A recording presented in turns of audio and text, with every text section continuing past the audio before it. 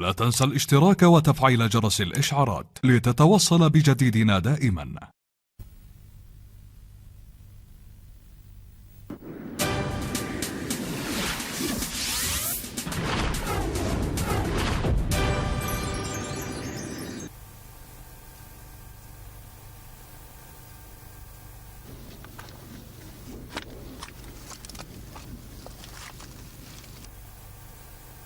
كان هذا الملك الجبار رمح النار الذي يلقبونه بملك القرون قاسي القلب، متوحشا وخبيثا ماكرا. صحيح أنه لا يقتل الأسرى كما يفعل بعض الملوك، ولكنه كان يذيقهم الموت كل يوم ويمتص منهم الحياة حتى الرمق الأخير. استمع رمح النار بانتباه إلى أمير الجيش وهو يفكر بينه وبين نفسه: حقا لما لا نجرب؟ فإذا كان أمير الجيش صادقا واستطاع هذا العبد أن يصنع هذا المرهم، فسيحقق انتصارا عظيما ومفاجأة كبرى لعدوه. أما إذا فشل فسوف يعاقب أمير الجيش هذا ويجدها فرصة مناسبة لعزله وتعيين ابنه رمح السماء أميرا جديدا للجيش. ولذلك عندما أحضروا هدار دعا وزيره الأول ومستشاره وكبير القضاة لحضور هذه الجلسة والاستماع إليه، وهو بذلك أراد أن يجعلهم جميعا شهودا على أمير الجيش. وأزدشير ماذا حل به؟ سأخبرك ماذا حل به، ولكن بعد قليل. وهكذا عندما أحضروا هدار مقيدا بالسلاسل إلى بلاط الملك،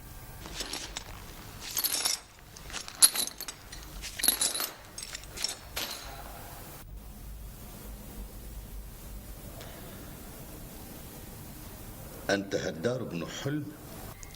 نعم يا مولاي. من أي مدينة أنت؟ من مدينة أيوب، أرض الوحل المقدس.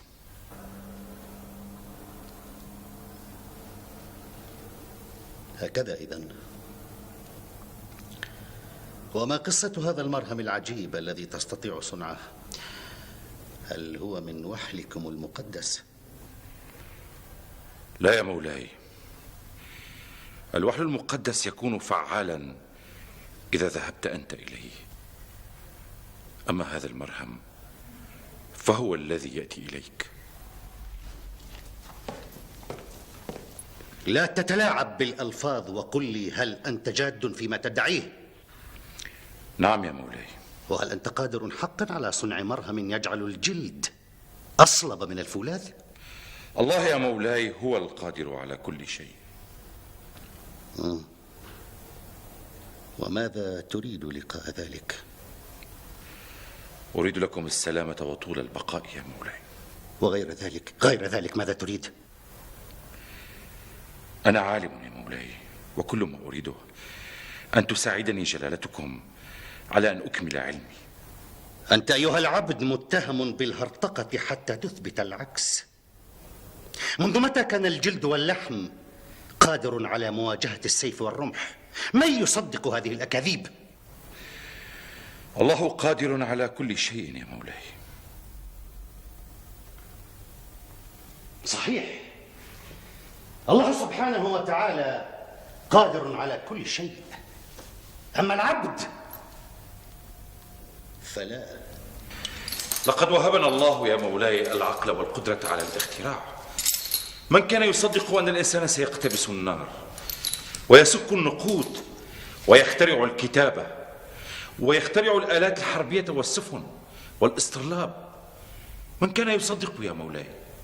اسمع أيها الرجل، كم تحتاج من الوقت لصناعة هذا المرهم؟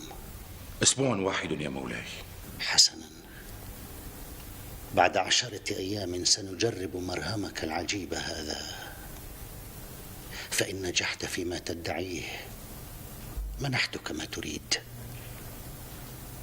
وإن فشلت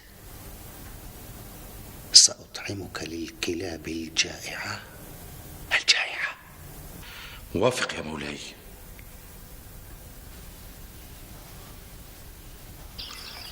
هناك شيء واحد لم أفهمه يا سيدي. شيء واحد فقط، وما هو؟ هذا العبد الأكتع. وكل الأمور تفهمها على أكمل وجه. لن يشتريه أحد منك يا سيدي. ومن قال لك إنه للبيع؟ أزدشير هذا مفيد لنا في أعمال البستنة. وكيف سيعمل في البستان وهو بيد واحدة؟ هو الآن بيد واحدة، مثل شجرة تم تقليمها، وما أن يأتي الربيع حتى تنمو وتزدهر من جديد. أزدشير هذا ستنمو ذراعه في البستان. سيدي ماذا تقول؟ كما سمعت، سننتظر حتى حلول الربيع، وإذا لم تنمو ذراعه سنبيعه. استعدوا للرحيل.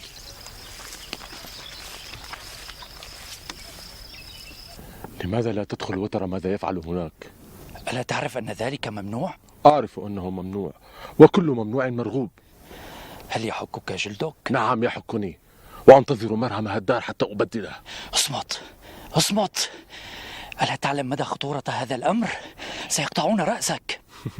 وهل تعتقد أن الأمر سري لهذه الدرجة؟ قلت لك اصمت. أجل إنه سري للغاية. سري للغاية؟ وكيف يكون الأمر سرا إذا كان الجميع يعرفون به؟ أنا لا أعرف شيئا. بل تعرف. ومن قال لك؟ أنت. أنا لم أرك ولم أقل لك شيئا.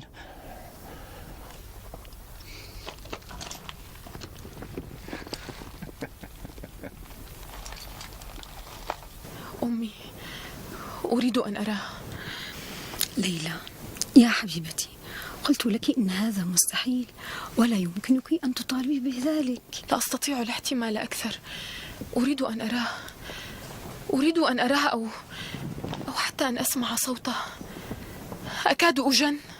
لم يعد موجودا، لقد ذهب ولا ندري إلى أين ذهب. أنا أعرف كل شيء. لقد قطع أبي رأسه كما فعل بمنار، أليس كذلك يا أمي؟ قطع رأسه، ولكن أين علقه هذه المرة؟ ليلى ماذا تقولين؟ أي رأس وأي منار؟ لقد رأيته. كان معلقا هناك، والدماء الحارة تسيل منه. رأيته، لكنني لم أرى رأس هدار. أين رأس هدار يا أمي؟ وعلى أي باب علقه أبي؟ يا ليلى، لم يقطع أحد رأس هدار. لقد كافأناه، حررناه، وقد ذهب ولا أحد يعلم إلى أين ذهب.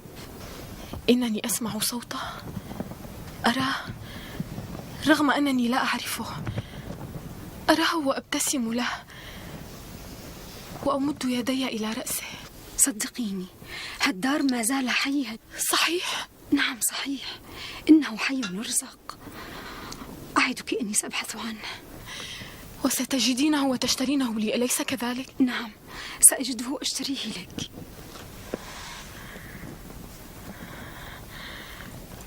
إنني فقط أريد أن أراه. ماذا تريد أيضا؟ لا أريد شيئا. ولماذا ناديتني إذن؟ هل تريد مقابلة أمير الجيش شخصيا؟ لقد أنجزت المهمة. صنعت المرهم؟ نعم صنعته. وهل جربته؟ لا يحق لي أن أجربه إلا في حضرة الملك وأمير الجيش، ولكني نجحت.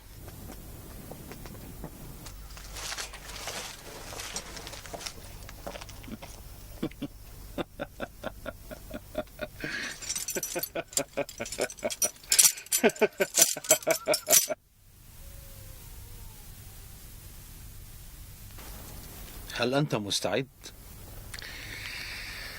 نعم يا سيدي مستعد، ولكن لي طلبان اثنان. ما هم؟ أن تفكوا قيودي، وأن تحضروا لي ثوبا أبيض يليق بجلالة الملك. حسنا. يا رئيس الحرس. نعم يا سيدي.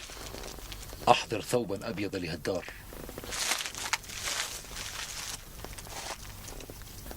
وأين المرهم؟ ها هو يا سيدي. هل أستطيع أن أراه؟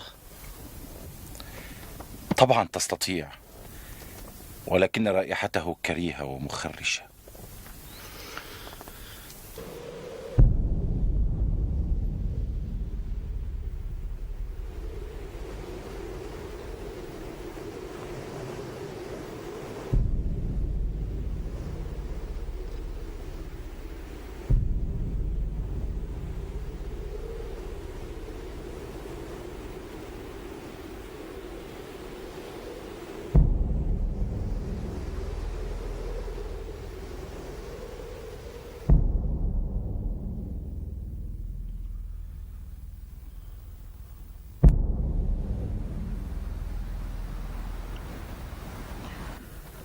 حسنا أيها الكيميائي،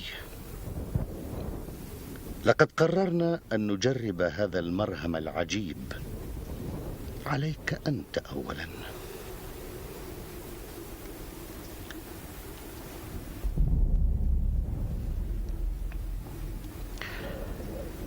ادهن المكان الذي تريد واختر السلاح الذي تريد. سأدهن عنقي يا مولاي، وسأضع رأسي على هذا الجذع، واختر أقوى رجل لديك، واجعل في يده أضخم بلطة، وليضرب عنقي بكل ما أوتي من قوة. ويحك أيها العبد، ويحك. سينفصل رأسك عن جسدك حتى لو كان عنقك من فولاذ. ليجرب ذلك يا مولاي، وسوف ترون بأم عينكم كيف ستتحطم بلطته وتتحول إلى شظايا متناثرة من الزجاج.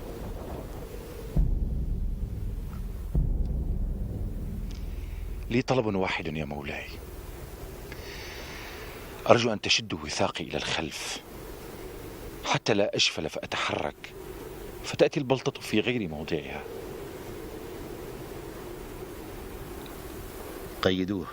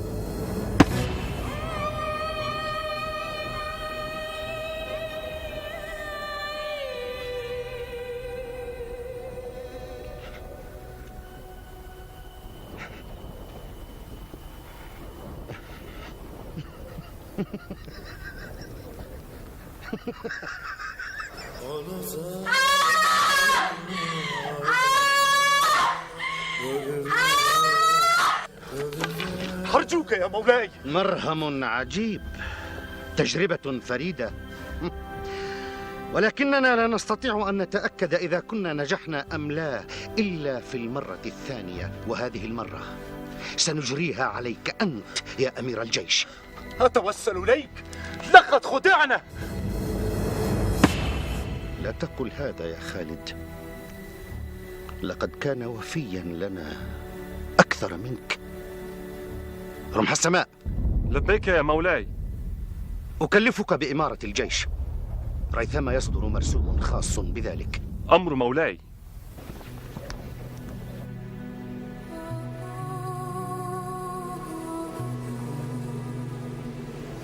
لقد شاءت الأقدار أن يولد حيدر في نفس اليوم الذي قتل فيه والده.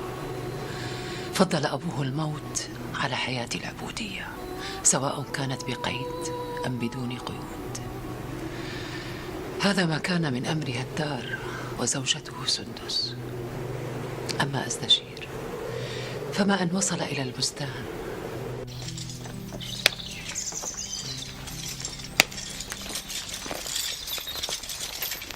أليس هو يا صفية؟ أزدشير بن مأمون؟ ولكنك لم تقولي لي بأن يده مقطوعة. لو قلت لي ذلك لما تعذبت في العثور عليه، ولو لم أسأله عنك لما تعرفت عليه أيضا. خذي، ستفكين قيوده بنفسك، ولكنني لن أسمح لكما باللقاء قبل عقد قيرانكما.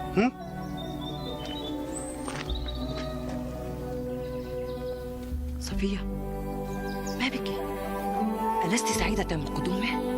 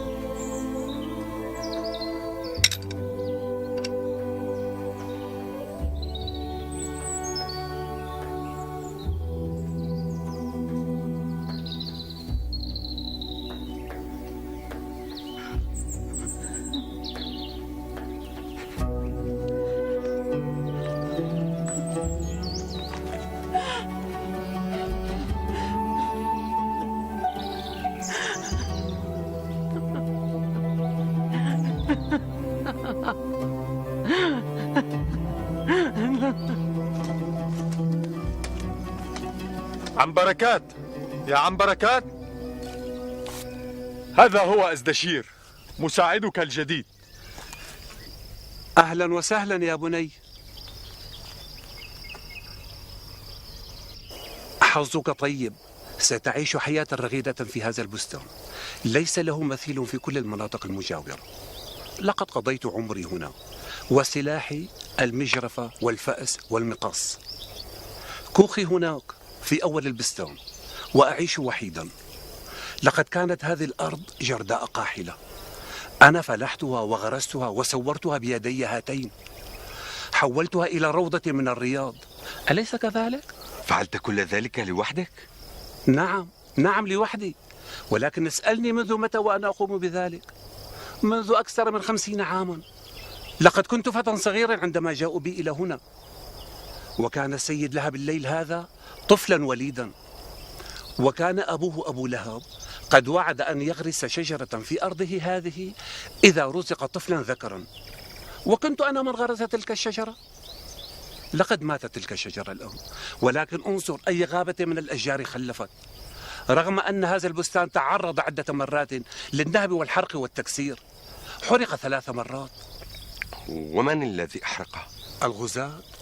الغزاة وقطاع الطرق، ولذلك أحضر السيد من المدينة عدد من الحرس. ولكن لا تخف، لن يتعرضوا لي ولك. هل تعرف لماذا؟ لأنهم ليسوا بحاجة لنا أنا وأنت. لم يحنث السيد بوعده، فبعد أقل من شهر عقد قراني على أزدشير، وصرنا نعمل في بستان السيد معاونين للبستاني الذي أشفق علينا فعلمنا أسرار فنه. ومرت سنة وحبلت، فسررت أنا وأزدشير، ولكننا قلقنا على مستقبل الطفل. لماذا ننجب عبدا؟ فعكفت دائبة على القيام بأصعب الأعمال وأثقلها، أتسلق الأشجار وأقفز من عل حتى بلغت مأربي وأجهضت. ولكن بعد ذلك كنت كلما حبلت ينتهي الأمر بالإجهاض، ولقد بلغت 25 وصرت أحن بقوة للوليد. ثم مات البستاني العجوز، فعين السيد زوجي أزدشير في مكانه. أما أنا فكنت أعيش بلا رغبات، منطوية على نفسي، لا أولي اهتماما لأي شيء في الدنيا، وخاصة بعد أن علمت أن أبواي قد مرضا وماتا بعد سبي مباشرة، ولم يعد لي أحد في الدنيا سوى أزدشير. وأخذت الهواجس والأفكار المريرة تفتك بنا. كنا نظن أن الله يجازينا وأنه غاضب علينا، ولذلك حرمنا من الولد. فنصحني بعضهم بالذهاب إلى نبع ملحوس الذي لم يكن بعيدا عن البستان كي أطوف حول صخوره. وذات يوم نادتني تماضر زوجة السيد الصغرى، وكانت مثلي بلا أولاد.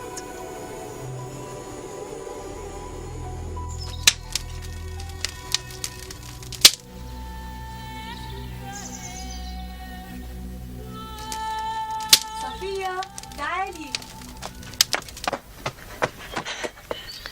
هل تريدين أن تنجبي ولدا؟ نعم يا سيدتي. جهزي نفسك إذن، سنذهب غدا أنا وأنت لزيارة نبع ملحوس، ولا أريد لأحد أن يعرف. ولكن يا سيدتي نبع ملحوس كما أعلم يذهب إليه معقود اللسان والمتأتئون والخرسان، يلحسون حجارته متضرعين إلى الله أن يفك عقدة لسانهم. فما شأن الإنجاب باللسان وأنا لست معقودة اللسان ولا خرساء ولا أنت؟ تعالي إلى غرفتي الليلة، ستنامين عندي، وقبل طلوع الفجر نتلفع بالأغطية ونخرج. ولكن يجب علينا خلع السراويل. ولكن يا سيدتي افعلي ما أقوله لك، ولا تخبري أحدا حتى زوجك. سنذهب ونعود قبل عودة سيدك من المدينة. مفهوم؟ مفهوم. حاضر يا سيدتي. لا تخافي، سيكون كل شيء على أحسن ما يرام، سترين. والآن هيا أكملي عملك، وبعد مغيب الشمس تعالي قولي لزوجك أنني بحاجة إليك.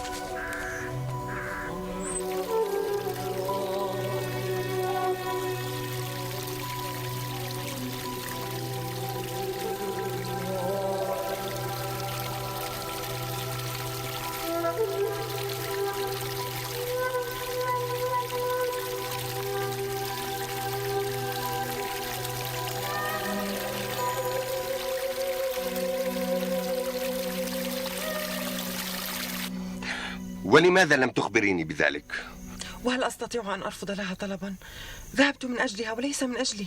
ومن أجلها كان يجب أن أعلم. لو حصل لكما مكروه لا قدر الله، ماذا كنت سأقول للسيد؟ ها؟ لقد طلبت مني أن لا أخبرك. طلبت؟ نعم طلبت، ومع ذلك كان يجب أن أعلم. على كل حال إياك أن تخبري أحدا بذلك، وإياك أن تذهبي إلى مثل هذه الأماكن مرة أخرى. لو كنا في وطننا الآن لذهبت إلى نبع أيوب ودهنت نفسي بطينه المقدس.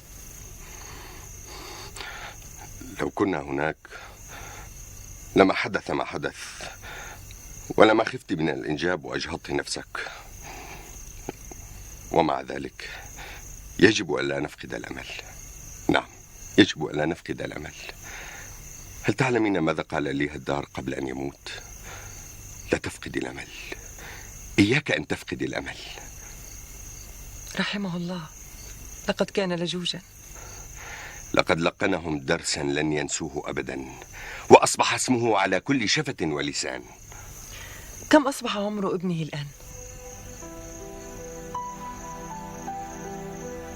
وفي أحد الأيام جاء ابن السيد إلى البستان بصحبة عدد من أصدقائه الشباب، يرافقهم عدد كبير من الفتيات. وشهدنا ليلة من المجون والفسق والخلاعة لم أشهد مثلها في كل حياتي. كنت أنا وأزدشير وعدد من الخدم نقوم بالخدمة صامتين دون تذمر رغم التعب. وفي وقت متأخر من تلك الليلة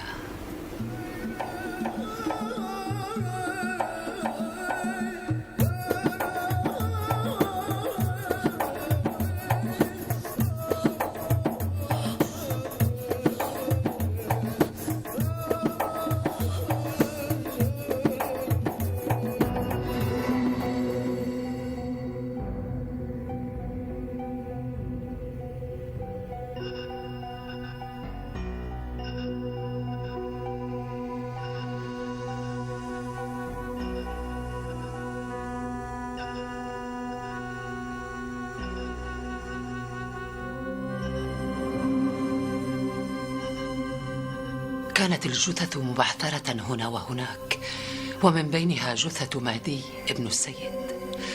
بحثنا عن تماطر في كل مكان ولكننا لم نجد لها أثرا، فماذا نفعل؟ وعندما تأكدنا بأنه لا يوجد في كل البستان أحد غيرنا، قررنا الهرب والعودة إلى وطننا.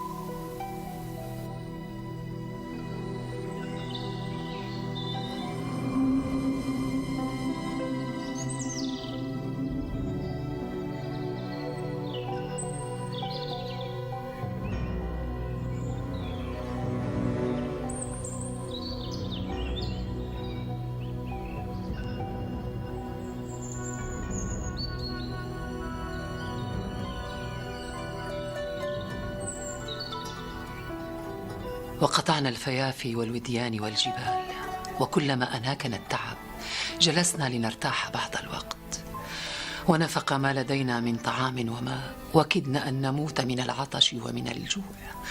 وهاجمتنا الوحوش في الليالي، ولم نكن نستطيع أن ندخل إلى أي قرية من القرى التي صادفتنا على الطريق، لأنهم إن علموا بأننا مملوكين لسيد لها بالليل لألقوا القبض علينا وأعادونا إليه.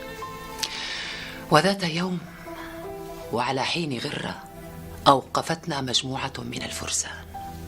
من أين أنتما قادمان؟ من مكان بعيد يا سيدي. هذا واضح. إلى أين تقصدان؟ لما لا تجيب؟ من أي بلد أنت؟ لا تخف، نحن لا نريد بكما شرا، نحن رجال سيد رمح الفلا من مدينة أيوب. جفرة، لقد وصلنا يا جفرة، وصلنا. هل أنتما من مدينة أيوب؟ نعم يا أخي، نعم. وما هو اسمك؟ أنا أزدشير بن مأمون، وهذه جفرة زوجتي. وماذا تفعلان هنا؟ أين كنتما؟ سأشرح لك ذلك فيما بعد يا أخي. لست أخاك حتى تقول لي الحقيقة. سأقولها. نعم، ستقولها. أنا متأكد أنك ستقولها.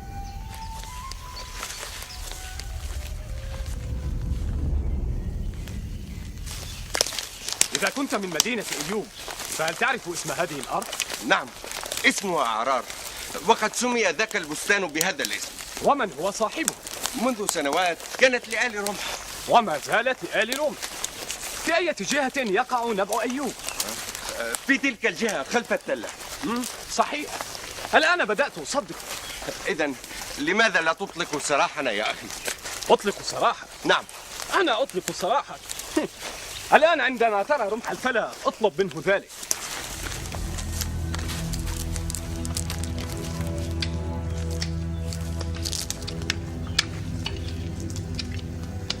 من هؤلاء يا فارس؟ رجل وامرأة وجدناهما في الطريق، يقولان أنهما من أهل هذه البلاد. فكوا وثاقيهما وقدموا لهما الطعام والشراب.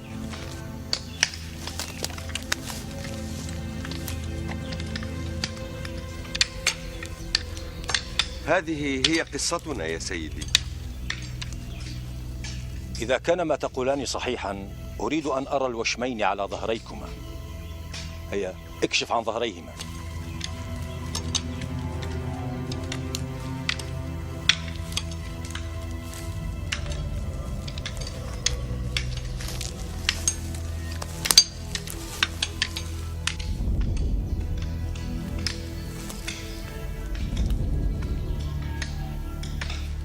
أنتما عبدان إذن؟ عبدان؟ لا يا سيدي، نحن من أبناء هذا البلد. وهذا البلد ألا يوجد فيه عبيد؟ إذا أردتما العيش عندي والعمل في بستاني عليكما أن تكتبا لي صكا تتعهدان فيه العمل مدى الحياة. وإذا كنتما لا ترغبان في ذلك فأنا مضطر لإعادتكما إلى سيدكما السابق لهب الليل. لا يا سيدي، نتعهد. نحن مستعدان لكتابة هذا الصك. هيا يا فارس، اعمل اللازم.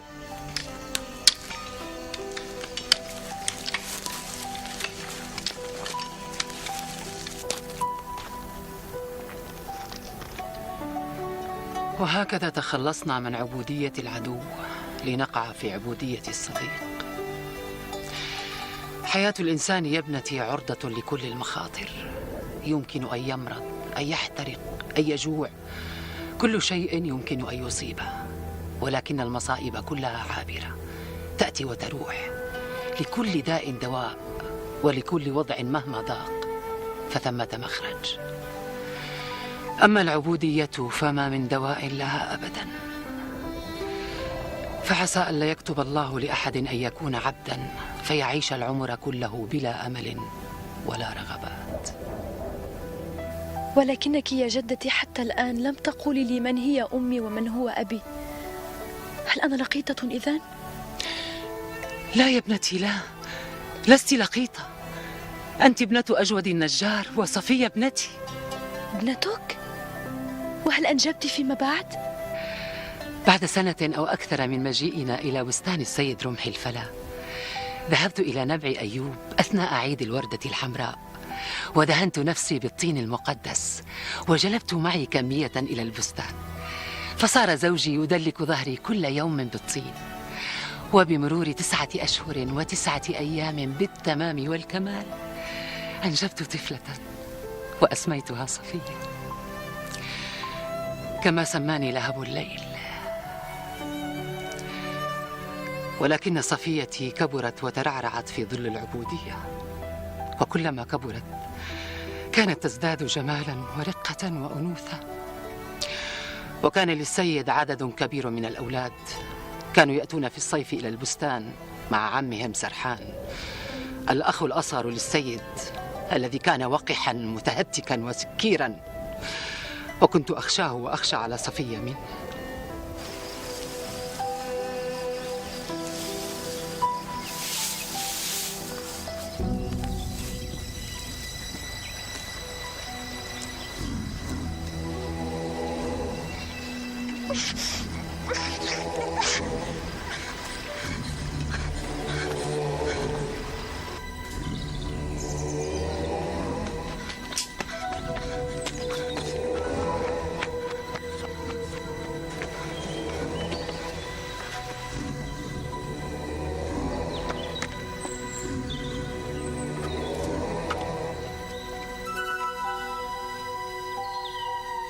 صفية، أين كنت؟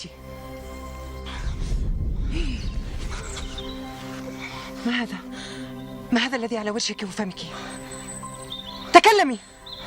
أين كنت؟ كنت أجمع الحصيد، لكن السيد... ما به السيد؟ ماذا فعل؟ أراد أن يطعمني فريزا، لكنني هربت. عن أي سيد تتحدثين؟ عن أي سيد تتكلمين؟ السيد سرحان. ألم أقل لك عندما ترين ذلك العجوز تبقين في البيت؟ ألم أقل لك لا تدعيه يراك؟ أنت الآن أصبحت صبية، ألا تدركين ما معنى ذلك؟ لم أفهم. عندما كنت صغيرة كنت أذهب حيثما أشاء، أما الآن لا تستطيعين ذلك. ألا ترين ذلك العجوز المتصابي كيف سيأكلك بعينيه؟ ألا تدركين خطورة ذلك؟ لن يستطيع أحد أن يأكلني. اخلصي! سيأكلك. إنهم يأكلون كل شيء، كل شيء.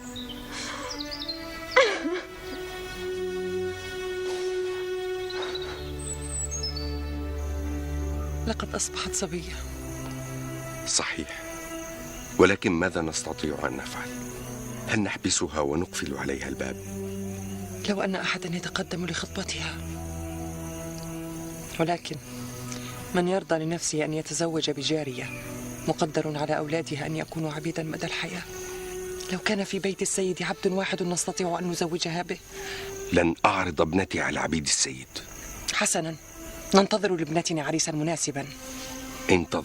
انتظري قدر ما تشائين، ولكن إياك أن تمدي يدك على صفية مرة أخرى، مفهوم؟ دع هذه المسألة لي، لا تتدخل في هذا الموضوع بالذات، إنه أمر لا يعنيك. وما هو الأمر الذي يعنيني إذن؟ إنها ابنتي أيضا يا جفرة. نعم، ابنتك، ومن أجل ذلك لا يجب أن نتركها لقمة سائغة لهؤلاء الكلاب. لن تكون لقمة سائغة لأحد، اطمئني. إنها ما زالت طفلة، ويجب علينا مراقبتها. راقبيها، تحدثي معها، افعلي ما تشائين، ولكن إياك أن تضربيها مرة أخرى.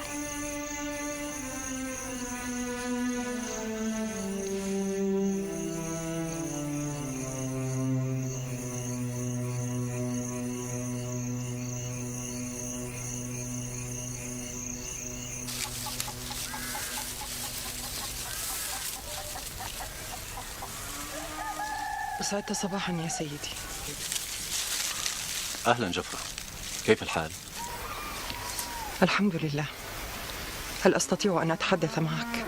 طبعا، تفضلي.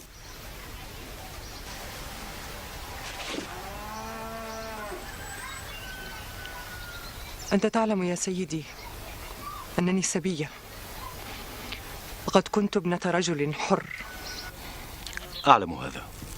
وأنني كنت مثل باقي الناس أحلم بالسعادة، ولكن الحياة قد ضنت علي بها، فأصبحت الجارية جفرة زعفران، وابنتي الوحيدة عبدة لديك منذ ولادتها، تعمل على خدمتك منذ نشأتها.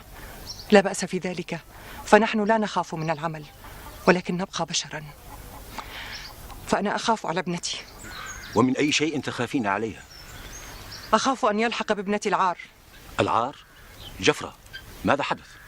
أخوكم سرحان يلاحقها ويتحرش بها، إنه يضمر لها الشر، ولا سمح الله إن حدث لابنتي مكروه فسوف تفقد عقلها، وأنا أيضا لن أحتمل ذلك.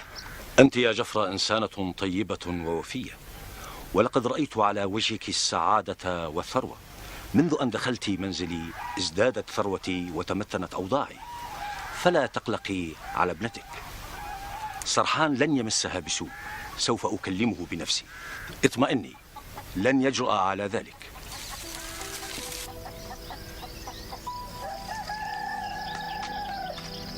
وبالطبع اطمأن بالي قليلا بعد هذا الحديث، ومع ذلك كنت أبعد ابنتي عن عيني سرحان ولا أتركها بمفردها أبدا.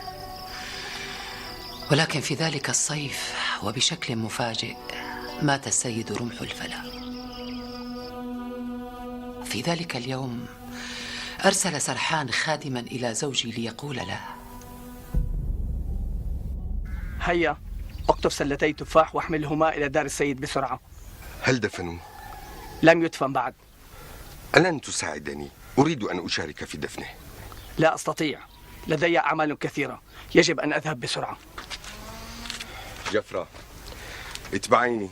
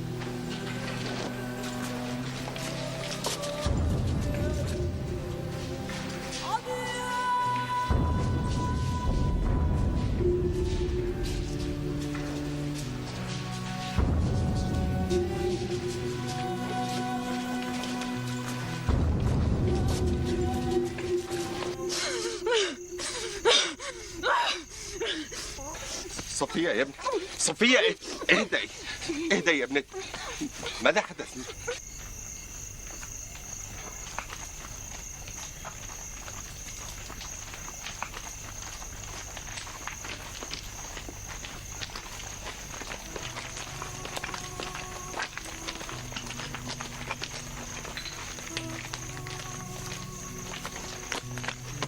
صفية اهدئي يا ابنتي.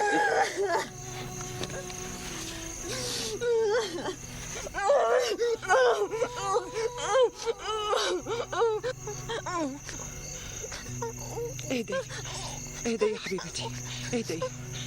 ماذا حدث؟ أخبريني ماذا حدث؟ ماذا حدث؟ تكلمي. عندما عدت إلى البستان رأيت صفية منكمشة على نفسها تحدق حولها بوحشية وهي ترتعش وعيناها جاحظتان. وعندما اقتربت منها وضممتها إلى صدري انفجرت بالبكاء. بكيت وبكيت، وهل بقي لدي شيء آخر سوى البكاء؟ أصبحت صفية تخاف الناس ولا تتكلم مع أحد، تحدق في نقطة واحدة يوما كاملا، تقف وتصمت أو تنخرط فجأة في بكاء مرير، ثم تجري متوارية بين أشجار البستان. ولم يعرف أحد سر الأمر، وظن الجميع بأن الجن قد سكنت في روح ابنتنا، فأرادوا أخذها إلى مشفى المجانين، لكنني اهتجت كاللبوة وصرخت في وجه سيدنا الجديد رمح الليل. ابنتنا ليست مجنونة، كفانا ما نالنا.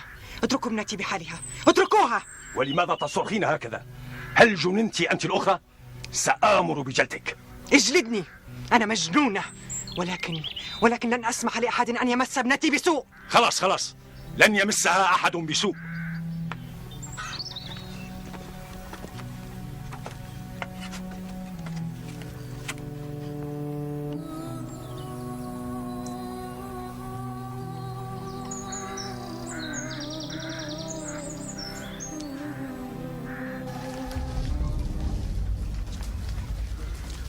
أنا مضطر للذهاب إلى المدينة يا عمي، فأرجو المعذرة. اعتبروا البيت بيتكم، كلوا واشربوا وامرحوا. أجل عملك إلى الغد، سنقضي ليلة لا تفوت. لا أستطيع، سأذهب بعد قليل. كما تشاء. ومتى ستعود؟ لا أعرف بالضبط، ربما أعود الليلة إذا كان لي نصيب، أو ربما غدا صباحا. حاول أن تعود هذه الليلة. سأحاول.